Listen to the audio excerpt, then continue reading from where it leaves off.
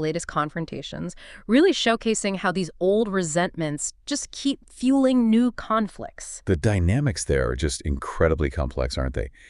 And they illuminate this central theme in reality TV, the weaponization of information.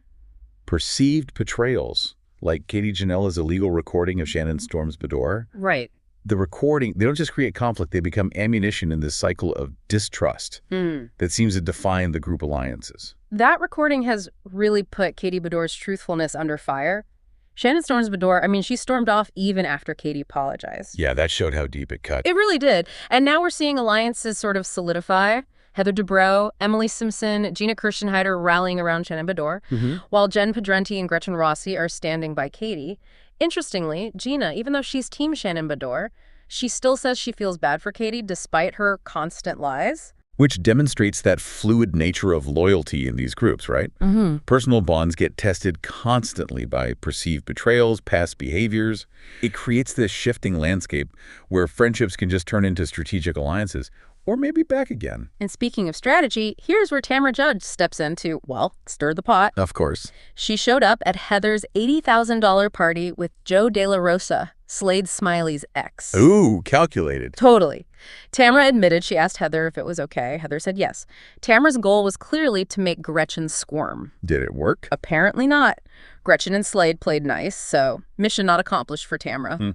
It clearly illuminates those calculated moves some cast members make, not to resolve things, but just to provoke reactions, right? Yeah. Add layers to existing drama. It's almost performative. This cycle of blame and deflection was also really clear when Tamra confronted Katie and her husband Matt outside the party, pretending to be concerned. But Matt was just over it. Katie believes Tamra is the root of the problem, saying Tamra knew about the recordings of Shannon Bedore for a year before revealing it now. Tamra naturally reminded Katie she isn't innocent either. And that scenario just highlights the difficulty of accountability in such a public sphere, doesn't it? Yeah. When everyone's deflecting blame, refusing to really own their part, genuine resolution just feels impossible. It creates this ongoing, self-perpetuating conflict. Meanwhile, Jen was fuming at Tamra, telling Heather the group always makes allowances for Tamra. Jen, kind of wanting to believe Tamra is changing, agreed to meet up with her, even though Ryan Boyajian was still attacking Tamra on social media. It clarifies that recurring pattern, this desire for change, for resolution, often clashing directly with these deeply entrenched patterns of behavior and all the history within the group. It's like hope versus history. In a quick side update, Gina and Travis Mullen are still doing their real estate thing, the Gated Group. But interestingly, Heather Dubrow listed her $25 million house with Josh Altman and Josh Flagg, not Gina and Travis. Might raise some eyebrows there. Heather seems happy to unload the huge house now her kids are growing up. Yeah, wonder if that caused any tension. We also learned Tamra's daughter Sophia isn't ready to move out yet, cost of living and all that. But Tamra credits therapy for realizing Sophia is maybe afraid to spread her wings and fly. Sophia apparently wants her mom to show herself some compassion, too. Which brings to life some of the personal challenges they face, right? Even amidst all the drama, there are these relatable family dynamics playing out. Definitely. Elsewhere, Shannon Bedore, Emily, and Gretchen did aerial yoga. Okay. Gretchen expressed zero desire for resolution with Tamra, citing her history of repeated behavior.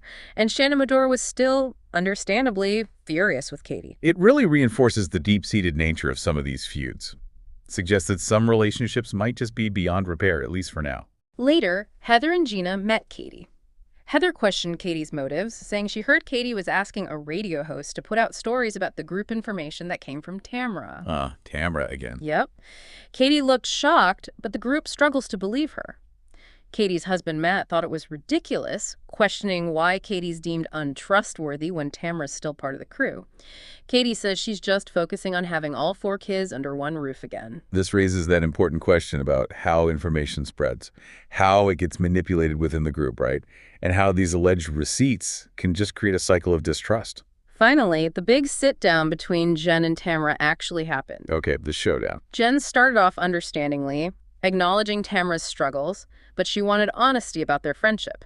Tamra admitted going off on Ryan, but insisted he wasn't innocent either, and she was tired of Jen calling her a monster. Which demonstrates the inherent difficulty of reconciliation when both sides feel wronged and are unwilling to fully accept blame. It often leads to escalation, not resolution. Exactly. Jen's apparently condescending tone sent Tamra over the edge.